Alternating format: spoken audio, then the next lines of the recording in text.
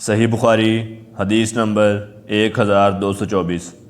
حضرت عبداللہ ابن بحینہ رضی اللہ تعالیٰ عنہ سے روایت ہے، انہوں نے فرمایا رسول اللہ صلی اللہ علیہ وآلہ وسلم ہمیں کسی نماز کی 2 رکعتیں پڑھا کر درمیانے تشہد کے لیے بیٹھے بغیر ہی کھڑے ہو گئے۔ لوگ بھی آپ کے ساتھ ہی کھڑے ہو گئے۔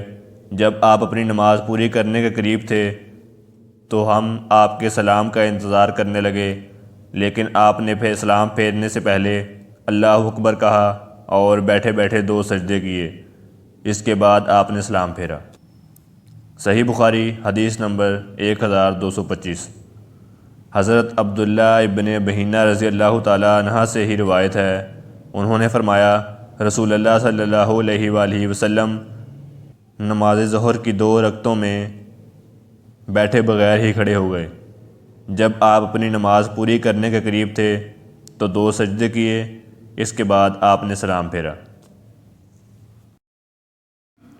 صحیح بخاری حدیث نمبر 1226۔ حضرت عبداللہ بن مسعود رضی اللہ تعالیٰ عنہ سے روایت ہے کہ رسول اللہ صلی اللہ علیہ وآلہ وسلم نے ایک دفعہ ظہر کی 5 رکعات پڑھیں۔ آپ سے عرض کیا گیا آیا نماز میں کچھ اضافہ کر دیا گیا ہے؟ آپ نے فرمایا وہ کیا؟ عرض کیا گیا آپ نے 5 رکعات پڑھی ہیں۔ تو آپ نے سلام پھیرنے کے بعد 2 سجدے کیے۔ صحیح بخاری حدیث نمبر 1227۔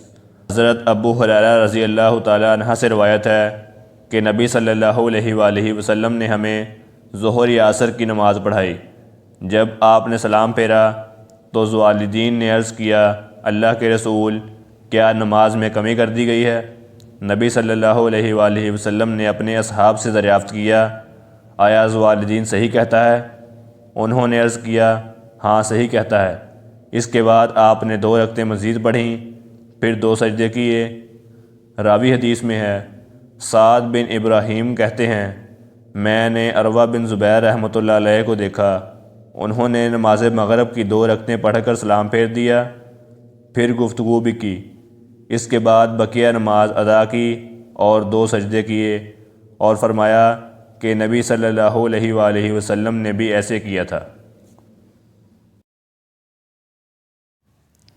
صحیح بخاری حدیث نمبر 1228۔ حضرت ابو ہریرہ رضی اللہ تعالیٰ عنہ سے روایت ہے کہ ایک مرتبہ رسول اللہ صلی اللہ علیہ وآلہ وسلم نے 2 رکعتوں کے بعد سلام پھیر دیا۔